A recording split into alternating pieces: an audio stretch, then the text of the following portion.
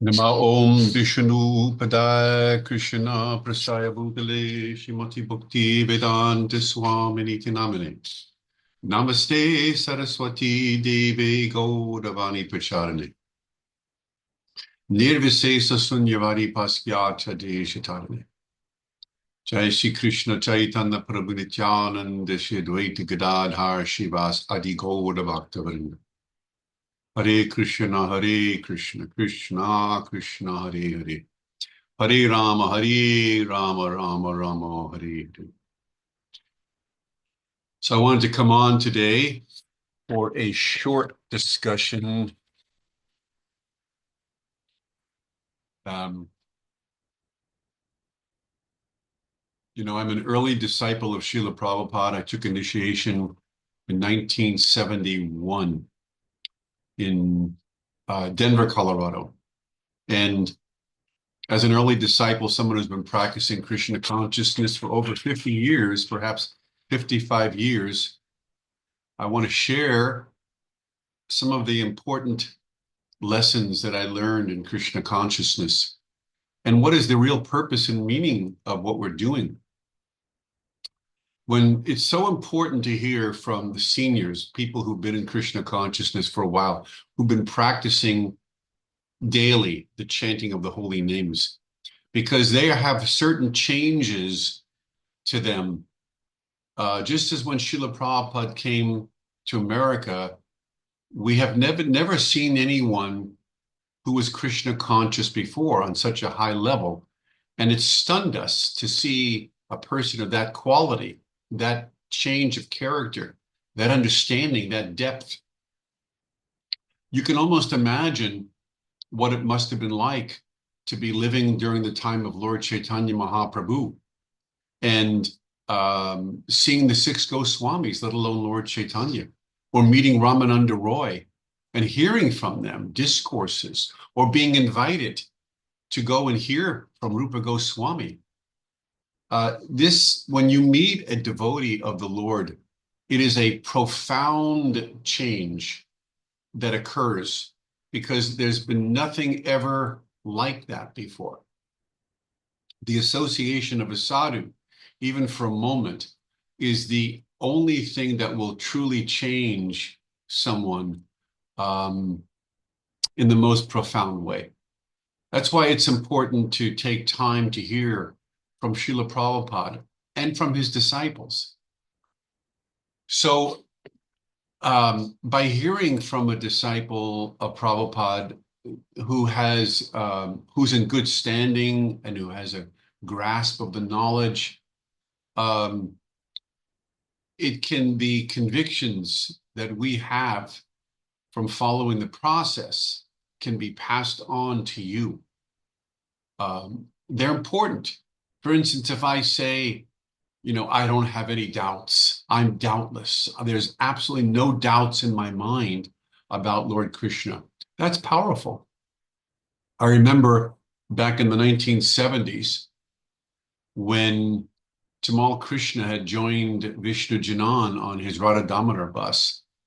And when he was the real preacher, Tamal was making the devotees left and right. And he once told somebody, and preaching to them, I have no doubts. Now, this is quite amazing back in 1973, 74, to say something like that, to be that convinced of the philosophy.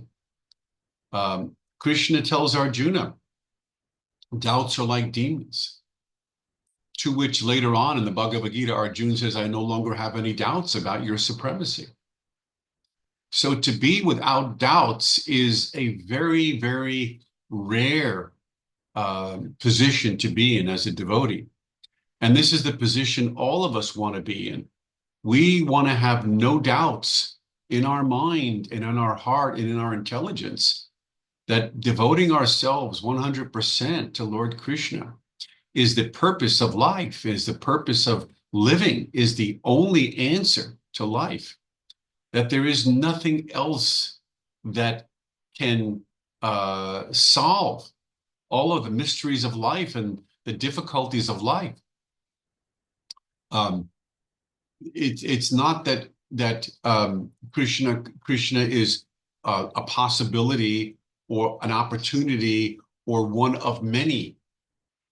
In my mind and the mind of Srila Prabhupada, and if you're reading Prabhupada's books, then you know that Ananya Bhakti means worshiping Krishna exclusively. This is really the most important thing. And I'd like to add to that by saying that outside of Krishna consciousness, there is no happiness. Now, I can say that with 100% conviction. It means that there is absolutely no drop of happiness outside of Krishna consciousness. Or in other words, Krishna consciousness is full of happiness. It's so full of happiness that in comparison to anything else, it appears that nothing else is even happy, it has contains any happiness. So let me repeat that. When you're tasting Krishna consciousness, it makes everything else in life pale by comparison. In other words, nothing comes close, so much so that it appears that there is no happiness in anything else. And Prabhupada gave the example once that when you are eating a plate of beans, just ordinary beans, no salt, barely cooked, just very simple beans, and that's what you're eating for breakfast, lunch, and dinner. And then a devotee comes along and hands you this plate of delicious prasadam. You can't go back to those beans. It's impossible. And similarly, when you taste your relationship with Krishna, when you have been given that blessing where there's a actual taste, a feeling, Krishna's mine, I'm Krishna's, we are together. If you're experiencing something that's deep, then nothing else comes close to on that level of joy. And so I say that it's not that I'm the only one saying, of course, but outside of Krishna consciousness, there is not a drop of happiness. It doesn't exist. There's no happiness in karma kanda activities. There's no happiness in jnana kanda activities. You can take any activity within the three worlds, upper, lower, middle planetary systems. You can be in any position in life. Time erodes everything. All of our plans, all of our life, all of our loved ones, all of our possessions. Time takes everything away, just like sand in a time bottle. It just everything just comes out the other end, and you can't stop it. And no matter how much money you have, you cannot get time back. Your body ages, it gets older, you lose your loved ones, you lose your hair, you lose your pets, you lose everything around you, and ultimately you lose your own body. And there's nothing that can stop it. And no one can keep anything in this world. So how can you be happy? As you drive down the street, you see all these houses that people are only renting. They're not, even though they own it, they're really only renting because no one can own anything. Nothing. We don't have actual proprietary ownership over anything. And that's the frustration that people experience in life because they're trying to build a life for themselves. They're trying to have a life and they can't. And that is why Krishna consciousness is so important, because it gives you a life. It gives you an attachment for God. It gives you that channel, that that brings you into the association of not just God, but Krishna, the most beautiful, charming individual. And by his charm and by his leelas, which are unique, they lighten up your day, they lighten up your mind, they lighten up your heart. Krishna's leelas are so captivating that the unfortunate and unhappiness and unfortunate situation that we find ourselves in the material world, all of that sadness goes away when you are able to contemplate the charming pastimes of Lord Krishna. They just make all of your unhappiness go away, all of your sadness that's related to the body and the material world and the lack of, and you may not be in good health, or whatever your situation is. Once you've been able to meditate on Krishna, the sadness goes away. And that's the beauty of Krishna consciousness. It teaches you how to actually be happy. It teaches you that Krishna is the source of joy and love that we need and we're looking for. And I say that without Krishna, there's not a drop of happiness to be had, not a drop. So being a devotee of Krishna is a necessary thing for everybody. It's really necessary. And that is why we are spending so much time, as Srila Prabhupada did and taught us, to preach to others, to teach, to try to spread the holy names around.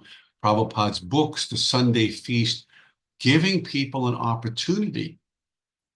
If they don't get the opportunity, if a devotee does not introduce them to Lord Krishna and give them the philosophy, there's not a chance they're going to be happy. So Prabhupada wanted us to do both. He wanted us to preach, to teach, and also he wanted us to advance. At one point he said, I've made enough disciples, now it's time to boil the milk or boil the sweet rice. So we don't just want to create new disciples without ourselves also advancing. It's very important that we do both. And this way we can please Srila Prabhupada. And if we please Srila Prabhupada, you can just imagine how much Lord Krishna is going to be pleased. And if Lord Krishna is pleased, then there's nothing that you will not know. Everything is revealed to someone who's pleasing Krishna, as much as the sun reveals everything at the crack of dawn. Everything is seen, all the darkness goes away. So as long as we are pleasing Srila Prabhupada, balancing our lives between advancing and preaching, that's why I like to make these videos. I spent most of my early years in Krishna Consciousness distributing books. I was also life membership director. I've been a treasurer at one of the temples. I've done many things like that. I've done a lot of Harinam Sankirtan, but a lot of time I spent in the airports and going out and doing book distribution. And now I really focus on making my videos, and I also like to read and to write. And this way I feel like I'm using my time properly. I like to give association and help others understand the reality of Krishna consciousness, the higher aspects, what you can expect. Because I see that devotees, of course, on the path are trying. It is very important that we who have been put more time in give our association to help others on the path. I've been told that when I speak to people, devotees especially, it's helpful. They gain some inspiration, some understanding, something to what to expect in their own future. Krishna consciousness is an absolutely unbelievable, beyond belief, incredible opportunity, because it gives the individual the opportunity to develop in a particular relationship with Krishna. and to see Krishna in a particular way. And there is nothing greater than to see the personality of Godhead and be near him. And when Prabhupada was with us, just to have his association felt like having Krishna's association. When someone is that pure and that advanced and that so full with Krishna consciousness, it's like being with Krishna. So that was the closest thing any of us had to being with Krishna when we were with Prabhupada. And now, of course, I know that I'm speaking to second, third, fourth generation and beyond. So you don't have necessarily Srila Prabhupada's direct association. But by following the teachings of Prabhupada and surrendering to your guru, who's in line with Srila Prabhupada, you will feel Prabhupada's association through your guru. That I can tell you. This is the process. This is the parampara. It's transparent. It's completely translucent. It's transparent. And Krishna's like that. And he manifests through the parampara system. So we want to pay attention to the lessons Prabhupada taught, to the books that Prabhupada wrote, and we want to act upon them with our guru. We want to be of the same mindset that I was with Prabhupada, that you are with your guru. And then the magic occurs. Then the transference of bhakti can take place. Then the full transference of the internal potency, just like Vasudeva and Devaki. Krishna transferred himself from Vasudeva's mind to Devaki's heart. And there's this transference idea in Krishna consciousness. And that's exactly what's happening, that Prabhupada used to describe that we are like diamonds and that Krishna or himself is the diamond itself, and that we are reflections, facets of the diamond, reflecting the diamond. And so this is because we're imbibing, there's a term called imbibing, the internal potency. We're gaining that internal potency, which is devotion.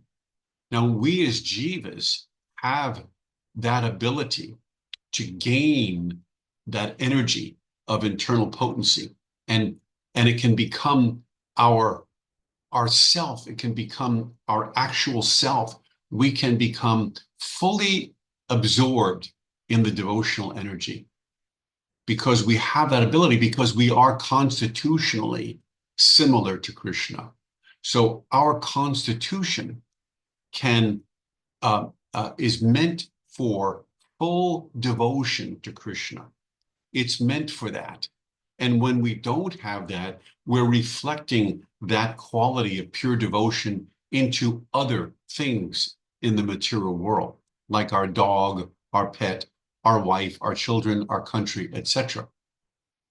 And when that devotion is given fully to Lord Krishna, that's pure devotion. That's unmotivated, uninterrupted, pure devotion. That is our nature. That is our internal nature, or our spiritual nature at its best. And this is the opportunity that we have, which is so rare. So if you really want to give it your best, all your energy in this life, you want to be consistent in your bhakti, you want to be regularly chanting, regularly serving, always be in touch, Prabhupada said, like keeping the iron in the fire. Always make time for your bhakti every single day. Don't let a day go by that you don't chant your rounds, offer your prasadam, thank your deities, do some preaching, make plans to be with the devotees if you're not living at the temple. Always do these things. This has got to become your life and soul. Let it grow.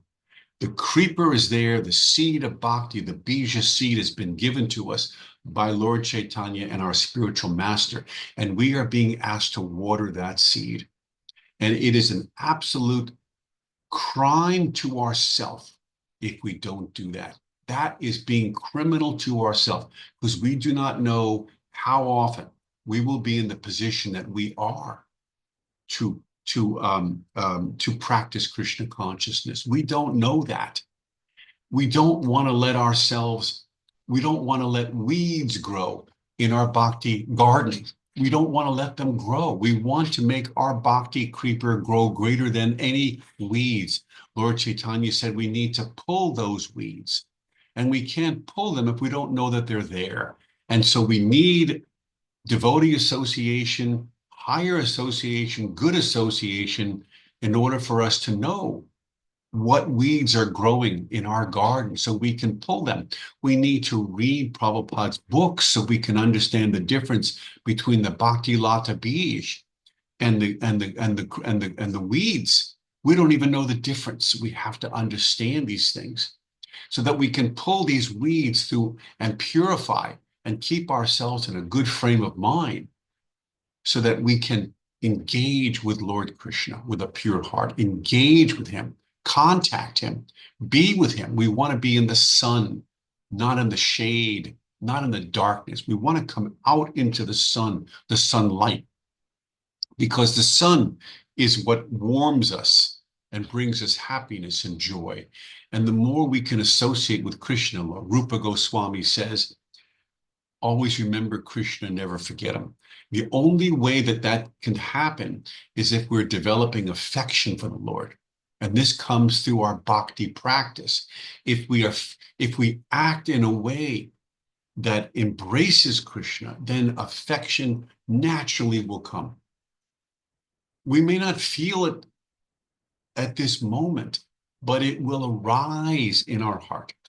Affection, normal, natural, I should say supernatural affection, because affection is natural, but to have affection for Krishna is supernatural. That's not something we've experienced yet. We've always been experiencing lower modes of affection, affection for the modes of nature and the foods and the people within those modes. But we've never been given a chance to experience transcendental affection.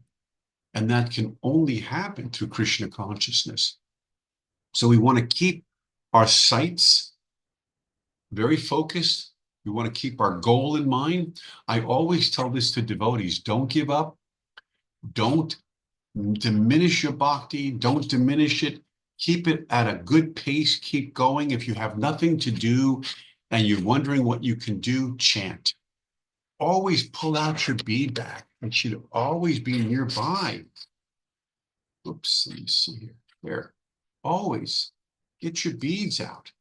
It's so easy to put your hand in your beads and chant. Nice picture Paul put on my bead bag. It's so easy. And you're thinking, oh, I can't chant my mind. No, just start. Hare Krishna, Krishna Krishna, Hare Hare, Hare Rama, Rama Rama, Hare Hare. Immediately, Krishna's there. And the more you chant like that, he's going to appear quicker for you, quicker and quicker, faster, faster. So there's very little downtime. We want to absorb ourselves in thought, in action for Krishna. We want to be as devoted as we possibly can. And that is our purpose as devotees. We're looking for pure, unalloyed bhakti. That is our goal. So we're going to practice and we're going to read about what pure devotion is. We're going to read about the great Vaishnavas and Mahajans that are engaged in pure Krishna consciousness so that we can understand what is expected of us. And we can mold our life in such a way to become like them. That emotion that we are looking for to emulate are the emotions of the Nitya Siddhas and Sadhana Siddhas. The pure devotees are the ones who have in their heart on an ongoing basis devotion, pure devotion for Krishna. And we want to awaken that same type of devotion within ourselves. So we want to seek out good devotee association as much as possible and avoid bad association. Um, we want to minimize our bad association, minimize our non-productive devotional activity, non-productive activities.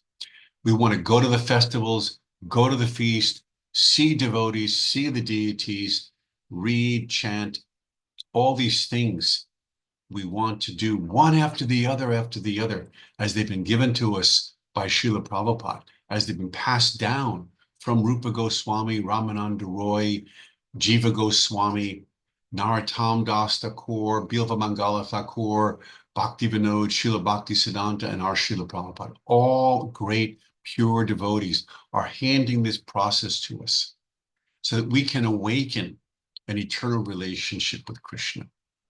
Everything we're doing is so important.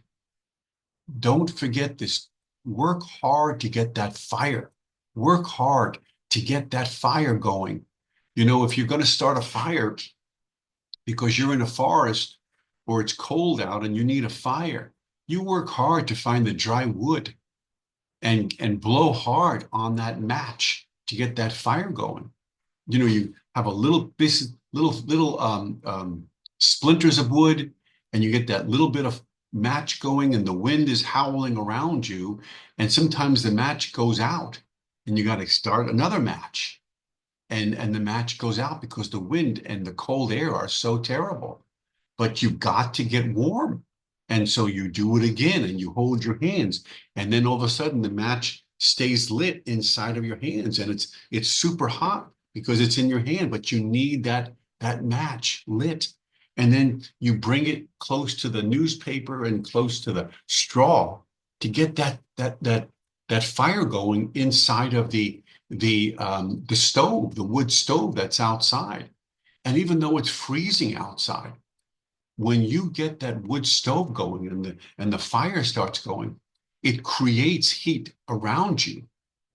And you can get warm and you rub your hands. And even though it's 10 degrees below zero outside, right next to that stove, it's 80, 90 degrees. And it balances you. And all of a sudden you're not in pain thinking about the cold. Instead, you realize you've created a fire that's within you. Krishna consciousness is the fire within us. And when we create this fire of bhakti, it disperses the coldness of the three modes of nature. Because the modes of nature are horrible. They go up and down in terms of domination. And it's like being out in the cold, 10 degrees below zero. But when you get the fire of bhakti going inside, you don't feel the cold. It literally goes away. You feel warm. And that's why you always want to stay in the fire. Always, always, always take shelter. That's the one thing that we need to learn how to do as devotees. How to always stay in Krishna consciousness. By humility, by cleanliness, by perseverance, by courage. All those qualities are listed in Bhagavad Gita that we need to develop one after another. That's what's being asked of us. You know, if you're puffed up, you can't stay Krishna conscious. You have to be able to eat humble pie, lower than the straw on the street. Trinadapi tunichena, Trorapi sahishnuna, Amanina manadena, Kirtaniya sadahari. These are the beautiful 8 verses of Shiksastakam by Lord Chaitanya that explain how we can always be Krishna conscious. So you can't be puffed up and at the same time remembering Krishna. You can't feel possessive and at the same time remember Krishna. I'm a beggar. Nothing belongs to me. Nothing, not even this body. How can I be puffed up? So these qualities have got to become our true essence so that we can remember Krishna at every moment. And then we can feel the joy and the love of God that we really need and really desire. And once we feel that, we can reflect it to others. We can come from a genuine place, a real place from within, not a phony place, not a switch and bait, but a real place.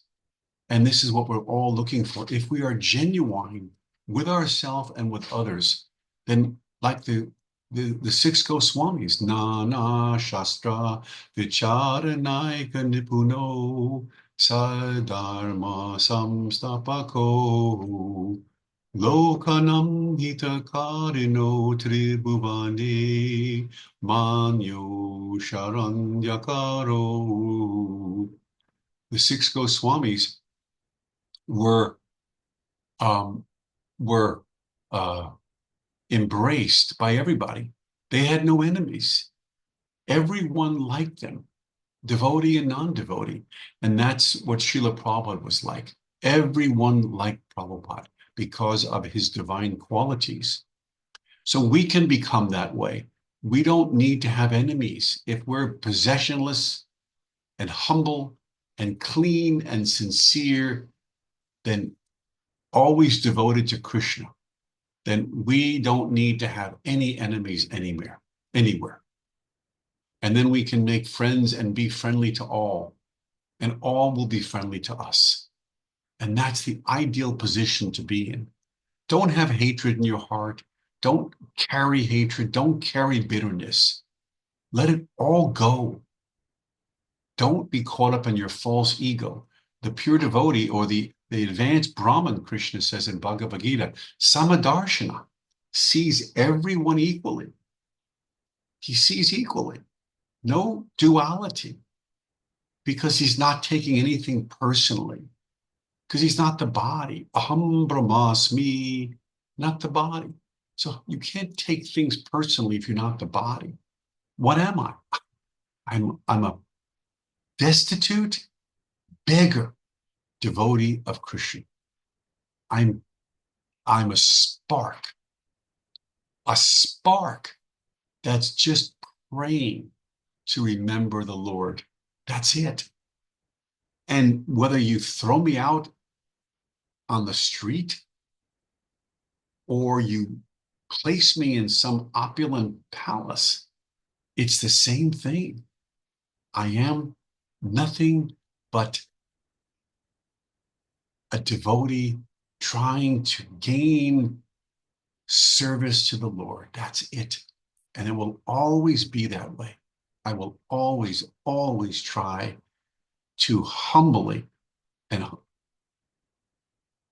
prostrate myself to Krishna and relish the happiness and joy of his existence, of his form, of his qualities.